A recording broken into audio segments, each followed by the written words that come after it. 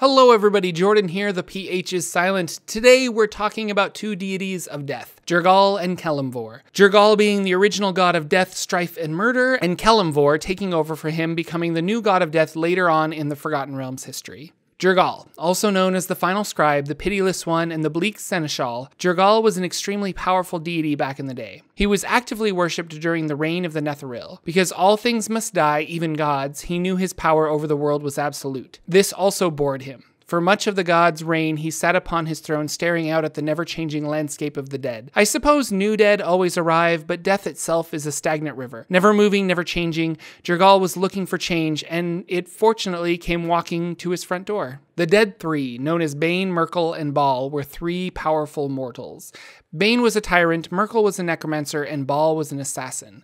The three made a pact with each other to gain as much power as possible, eventually to become a god or die trying. The three eventually found themselves in the Grey Wastes, seeking Jergal to take his divine power by force. They fought through armies of skeletons, legions of zombies, hordes of wraiths, and a gauntlet of liches, but they were successful through it all, eventually reaching the Bone Throne and demanding Jergal hand over his divine essence. Jergal, like I mentioned, bored with his existence, said he would willingly hand over his portfolios, but to which one of them? The three began fighting about who would be allowed to ascend to godhood.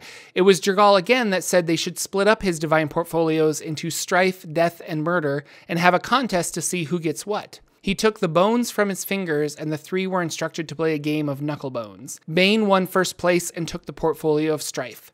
Merkel won second place and took the portfolio of the dead, and Baal, who was the third, took the portfolio of murder. Jergal at this point became a subservient of Merkel, and his church all but vanished. There are still small pockets of people who worship Jergal, but his power has been greatly diminished since giving away his divine portfolios. You can find older temples and shrines to Jergal from his Netheril time period, but nothing new is being built, and these older temples are found empty. He became known as the Seneschal of Bone Castle, assisting Merkel in the execution of his duties. After the time of troubles, he then aided Cyric until eventually Kelemvor became the new god of death, which Jergal found working with Kelemvor much more to his personal satisfaction.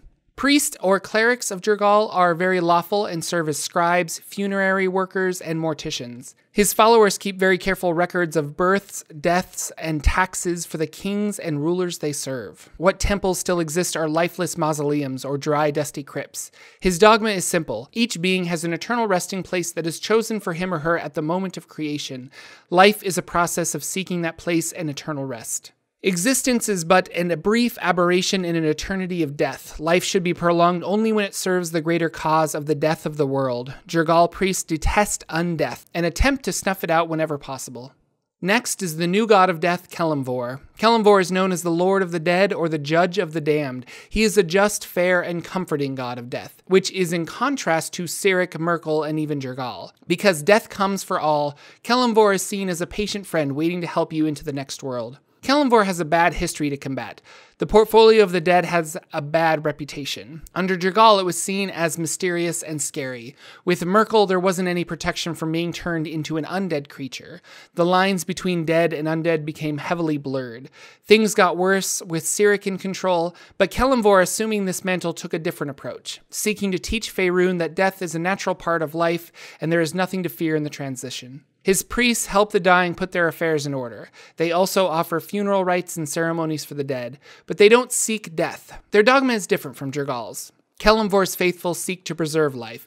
No one should die in an untimely end, so groups of his faithful spend time stopping disease and will attempt to prevent all murder. They do agree on death, though, and try to stop the undead at every turn, to the point where priests of Kelemvor will destroy scrolls or books that have information on the creation or control of the undead. This puts him at odds with necromancers and priests of Merkel. His clerics pray for spells at sundown. Most of their holy ceremonies involve blessing a soul for its journey into the afterlife. Kelemvor was a mortal man known as Kelemvor Lionsbane. He had a curse that forced him to assume the form of a violent magical panther.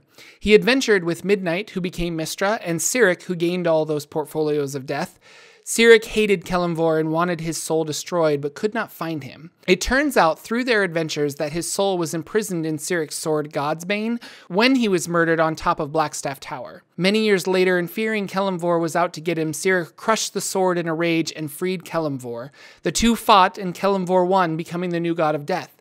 It is said that Cyric fell due to his madness, because this fight was between a dead soul and the god of the dead. Kelemvor went on to rule the city of the dead with Jergal aiding as needed. He reshaped the bone castle in the Grey Wastes to a transparent crystal spire, saying death should not be a frightening mystery. Many of Kelemvor's temples used to be temples of Merkel, but have been altered to be a more inviting and safe place for people seeking help. And that's it. I really like Jergal, and I'm happy he's still in the Faerun Pantheon. I mean, he easily could have disappeared completely, but they decided to keep him in for 5th edition. Kelemvor is interesting, and if you want to read his whole story, it is in the novels about the Time of Troubles, the Avatar trilogy. Thanks for watching, everybody. I really enjoy the comments you guys leave. Please like, and if you haven't yet, consider subscribing. New lore videos every Wednesday. Until then, I will see you all in the next video.